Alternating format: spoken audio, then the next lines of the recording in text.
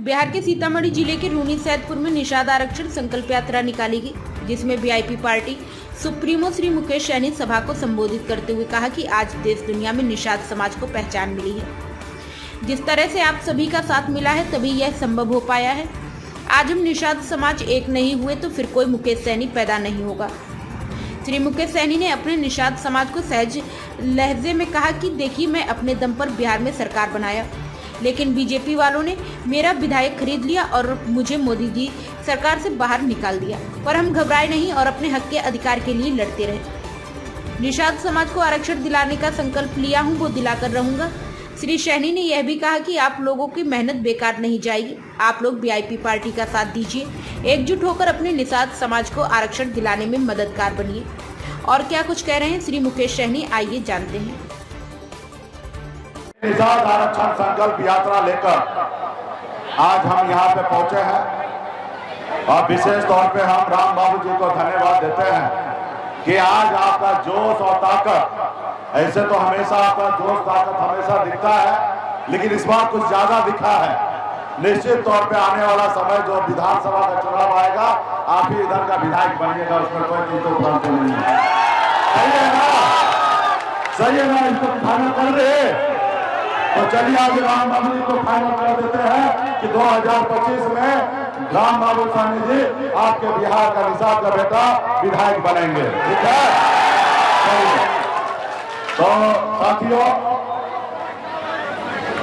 सभी नेतागण को धन्यवाद देता हूं कि बहुत ही अच्छे तरीके से कार्यक्रम किए हैं और विशेष तौर पे मोटरसाइकिल से लगातार 3 घंटा धूप में रहकर और मोटरसाइकिल से रोड शो करते हुए और यहाँ तक आप पहुंचे हैं। और इस रोड पे जितने भी लोग होंगे, सब लोग आज निषाद पावर, निषाद क्रांति और निषाद समाज का शक्ति का एहसास आज सभी लोगों को आज रूनी सैदपुर और सीतामढ़ी में की धरती पर आज हो गया होगा। साथियों, ये निषाद आरक्षण संकल्प यात्रा है।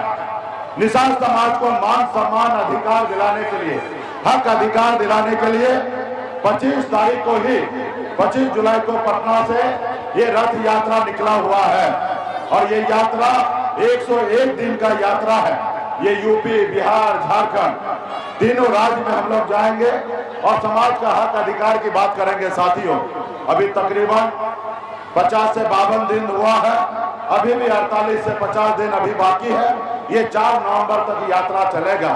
कल मुंगेर में था यात्रा, आज आपके सीतामढ़ी में यात्रा है, कल सिवान जिला में यात्रा होगा और इसी तरीके से अलग अलग जिला में हम लोग जा रहे हैं। साथियों, उत्तर प्रदेश और झारखंड, तमाम बिहार, यूपी, झारखंड में लोगों के बीच में जा रहे हैं एक संदेश लेकर कि निषाद समाज को आरक्षण मिले और इसके लिए हम लोग वर्षों से लड़ाई लड़ रहे हैं और 2005-15 में हम लोगों ने निषाद आरक्षण का एक प्रस्ताव को पास किया है और बिहार के मुख्यमंत्री नीतीश कुमार जी ने 2015 में ही पास करके दिल्ली सरकार को भेज दिया है।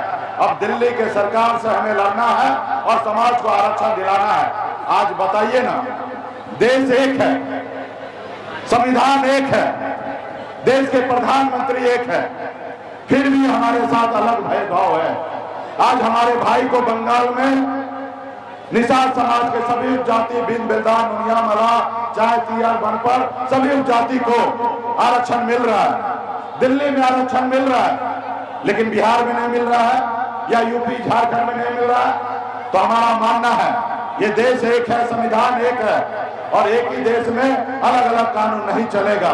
जब देश एक है, संविधान एक है, तो हमारे साथ न्याय हो और आरक्षण निषाद समाज को मिले और इसके लिए आने वाले समय में हम लोग मजबूती से साथियों लड़ेंगे और आरक्षण लेके रहेंगे साथियों। तो इसलिए साथियों, आज अगर हमें आरक्षण मिल गया होता तो समाज को बहुत लाभ होता, लेकिन आरक्षण नहीं मिला है, जिसके कारण हमारा समाज बहुत पीछे है। साथियों, इसके लिए इस आजाद भारत में अगर सर उठा के जीना है, अगर मान सम्मान अधिकार के साथ जीना है, अगर आप बेहतर जिंदगी जीना चाहते हैं तो 2 काम करना है। एक काम, एक रोटी कम खाइए, लेकिन अपने बच्चे को पढ़ा लिखा के काबिल बनाइए। जब तक आपका समाज शिक्षित नहीं होगा, समाज जब तक पढ़ेगा लिखेगा नहीं, तब तक आपका समाज आगे नहीं बढ़ेगा। इसलिए एक रोटी कम खाइए, लेकिन अपने बच्चे को पढ़ाइए लिखाइए। आप अपनी जरूरत को कम कीजिए, लेकिन बच्चे को पढ़ाइए लिखाइए। अगर आप झोपड़ी में हैं तो झोपड़ी में रहिए, लेकिन अपने बच्चे को पढ़ाइए लिखाइए। जिस रोज आपके बच्चे पढ़ लिख लेंगे, उस रोज झोपड़ी से निकालकर आपको महल में पहुंचाने का काम करेंगे साथियों, महल में पहुंचाने का काम करेंगे। और दूसरा, अपने अधिकार के लिए लड़ाई लड़िए, अपने अधिकार के लिए संघर्ष कीजिए। जब तक आप अपने अधिकार के लिए संघर्ष नहीं कीजिएगा, तब तक आपको इस संसार में सर उठा के कोई जीने के लिए नहीं देगा साथियों, सर उठा के कोई जीने के लिए नहीं देगा।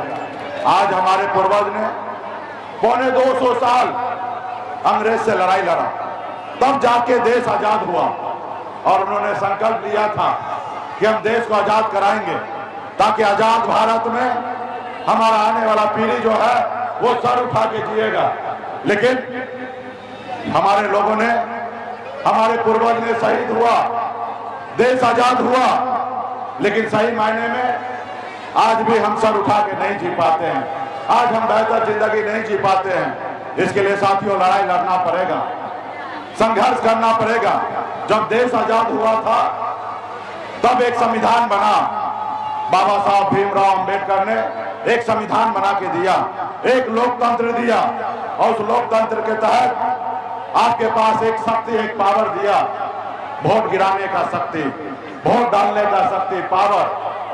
और पहले ऐसा हुआ करता था कि राजा के घर में रानी के कोख से बच्चा जन्म लेता था, वही राजा बनता था। लेकिन बाबा साहब भीमराव अंबेडकर ने कहा कि अब जरूरी नहीं है कि राजा के घर में बच्चा जन्म ले वही व्यक्ति राजा बनेगा।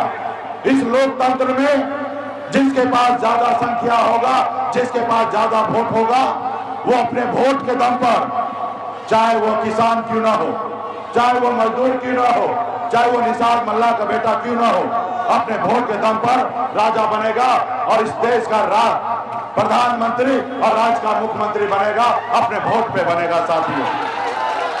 जरूरी नहीं है कि राजा ही का बेटा राजा बनेगा, गरीब का बेटा भी राजा बन सकता है। इसके लिए आपको अपनी शक्ति को पहचानना पड़ेगा, अपने वोट को शक्ति को पहचानना पड़ेगा। तो इसलिए साथियों इसके लिए लड़ाई लड़ना पड़ेगा, संघर्ष करना पड़ेगा और बच्चे को पढ़ाना लिखाना पड़ेगा। जो लोग अपने वोट को शक्ति को पहचाना, जो अपने वोट को शक्ति को जाना, वो समाज देखिए कहां निकल गया है। और